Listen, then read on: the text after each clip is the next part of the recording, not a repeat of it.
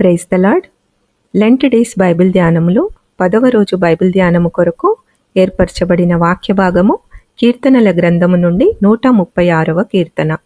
136వ కీర్తన మొదటి వచన ప్రారంభము. యెహోవా దయాళుడు, ఆయనకు కృతజ్ఞతాస్తుతులు చెల్లించుడి. ఆయన కృప నిరంతరముండును. దేవదేవునికి కృతజ్ఞతాస్తుతులు చెల్లించుడి. ఆయన కృప నిరంతరముండును. ప్రభువుల ప్రభువుకు కృతజ్ఞతాస్తుతులు చెల్లించుడి.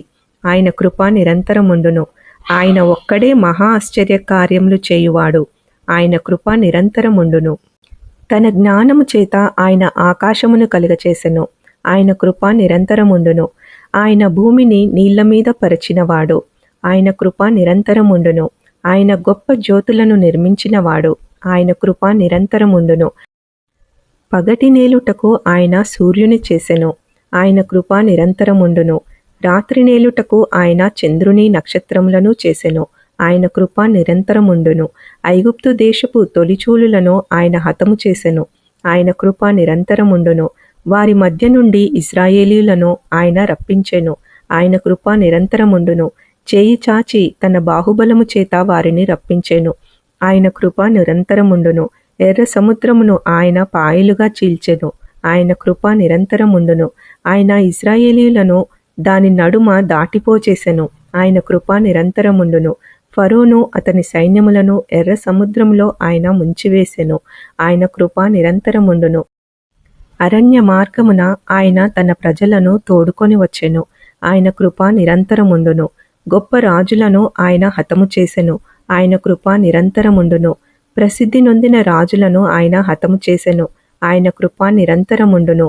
అమోరీయుల రాజైన సీహోనును ఆయన హతము చేసెను. ఆయన కృప నిరంతరముండును. బాషాను రాజైన ఓగును ఆయన హతము చేసెను. ఆయన కృప నిరంతరముండును. ఆయన వారి దేశమును మనకు స్వాస్థ్యముగా అప్పగించెను. ఆయన కృప నిరంతరముండును. తన సేవకుడైన ఇశ్రాయేలునకు దానిని స్వాస్థ్యముగా అప్పగించెను. ఆయన కృప నిరంతరముండును. మనము దీనదశలో నున్నప్పుడు ఆయన మనలను జ్ఞాపకం చేసుకొనెను. ఆయన కృప నిరంతరముండును. మన శత్రువుల చేతిలో నుండి మనలను విడిపించెను. ఆయన కృప నిరంతరముండును. సమస్త జీవులకు ఆయన ఆహారం ఇచ్చుచున్నాడు. ఆయన కృప నిరంతరముండును. ఆకాశమందుండు దేవునికి కృతజ్ఞతాస్తుతులు చెల్లించుడి. ఆయన కృప నిరంతరముండును. ఆమేన్. 136వ కీర్తన దేవుని దయను, ఆయన ప్రేమను మరియు విశ్వాస్యతను వివరిస్తుంది. గడిచిన సంవత్సరములలో ఇశ్రాయేలు పట్ల దేవుని నిరంతర కృపను బట్టి కృతజ్ఞతాస్తుతులు చెల్లించుచున్నది.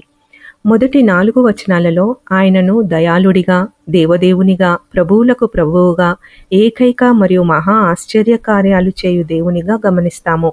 అవును, ఆయన దయాదాక్షిణ్య పూర్ణుడు. 5వ వచనం నుండి 9 వచనాలలో సృష్టిని నిర్మించడంలో దేవుని జ్ఞానాన్ని మనం అర్థం చేసుకుంటాము. ఆయన తన వాక్కు చేత ఆకాశములను కలుగచేసి తన జయనుతో కొలిచినవాడు. భూమిని నీళ్లపై పరిచినవాడు. పుడిసిటితో జలములను కొలిచినవాడు. భూమిని దానిలోని మన్నును కొలపాత్రలో ఉంచినవాడు. పర్వతములను కొండలను త్రాసులో తూనిక వేసినవాడు. పగటిని రాత్రిని ఏలుటకు సూర్య చంద్ర నక్షత్రములనే గొప్ప జ్యోతులను శూన్యంలో నిలిపినవాడు. హల్లెలూయా. 9వ వచనం నుండి 26 వచనాలు దేవుడు తన ప్రజలైన ఇశ్రాయేలీయులను ఐగుప్తు బానిసత్వం నుండి విడిపించి కనాను నడిపించుటలో జరిగించిన ఆశ్చర్య కార్యాలను గురించి వివరిస్తున్నాయి. ఐగుప్తు తొలిచూలులను హతము చేసి వారి మధ్య నుండి తన ప్రజలను రప్పించెను. తన బాహుబలము చేత ఎర్ర సముద్రమును పాయలుగా చీల్చి ఆరిన నేలపై వారిని దాటిపోచేసెను. ఫరో రథములను సైన్యమును ఎర్ర సముద్రంలో ముంచివేసెను. అరణ్యములో గొప్ప గొప్ప ప్రసిద్ధి చెందిన రాజులను హతము చేసి వారి దేశములను తన ప్రజలకు స్వాస్థ్యముగా అనుగ్రహించాడు.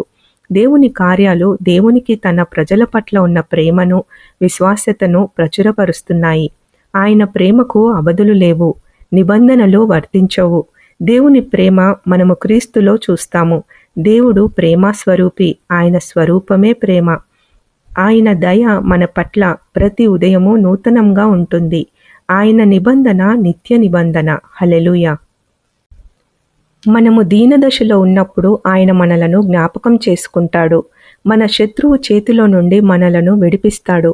సమస్త జీవులకు, జలచరాలకు, ఆకాశ పక్షులకు, మనుష్యకోటికి కావలసిన అనుదిన ఆహారాన్ని తన కృప చేత అందించే మన దేవాది దేవునికి నిరంతరము కృతజ్ఞతాస్థుతులు చెల్లించబద్దులమై ఉన్నాము. ఆమెన్. Praise the Lord. ఐశ్వర్యము కంటే కృప ఉత్తమం, జీవము కంటే నీ కృప ఉత్తమం. ఐశ్వర్యము కంటే కృప ఉత్తమం, జీవము కంటే నీ కృప ఉత్తమం.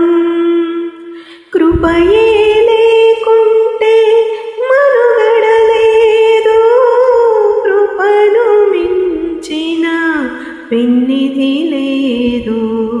కృపయే లేకుంటే మనుగడలేదు, కృపను మించిన పెన్నిధి లేదు.